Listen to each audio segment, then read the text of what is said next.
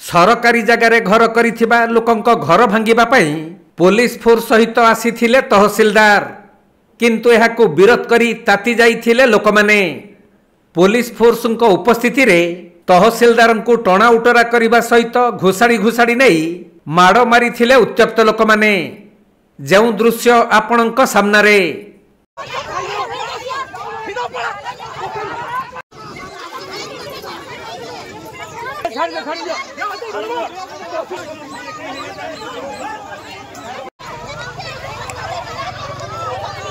एपरी घटना मयूरभंज जिला कुलियणा ब्लॉक तितिरी अंचल घटी। दीर्घ वर्ष धरी सरकारी जगार लोक मैंने घर करी रही आसुथिले, तेणु ए नहीं पूर्वर प्रशासन पक्षर नोटिस जारी करा जाइथिला। आउ आज सरकारी जगार थिबा घर गुड़ी को भांगिबा पई पुलिस फोर्स सहित कुलियणा तहसीलदार आसी पहुंची। यह देखि उत्त्यक्त हो जाइथिले लोक मैंने। कुलियणा तहसीलदार को टणा उटरा करने सह लोक मैंने माड़ मारी ताहा पुणी पुलिस उपस्थिति रे।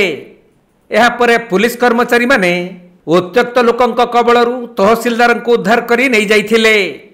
तबे एही घटना को नहीं थाना रे कोनोसी मामला होई नथिबा बेले एहार समाधान रो बाट बाहर करा जाउछि बोली पुलिस अधिकारी कहिसंती। लोक मैंने जेहेतु चाहू नथिले जेहेतु घरे बहुत दिन करके रही से गवर्नमेंट लैंड रे से रास्तार ऊपर पलि आसिक रास्तार जस्ट किसी दिन किस समय बसी तापर तहसीलदार आम समस्ते रहीकि बुझाबुझी कलापर लोकाल किसी लिडर भी थे बुझाबुझी कलापर से ओहरी जाते बर्तमान सिचुएसन तो ठीक अच्छी। जो तहसीलदार को टणा उटरा कले जो पानी बोतल माड़े ताको नहीं कौन सी अभियोग से स्पॉट रे से जो कि कहीं तरफ किसी एपर्यंत आमको किसी लेखा आसनी कि आमको इंटिमेशन देना जे पुलिस सम्मुखें माड़ होती पुलिस तरफ किसी नहीं सेमती किसी है पुलिस तरफ माने सेमती किसी कहीं रिपोर्ट किसी आसनी वेरीफाई करी जब सेमती किसी होता है जहाँ एक्शन कर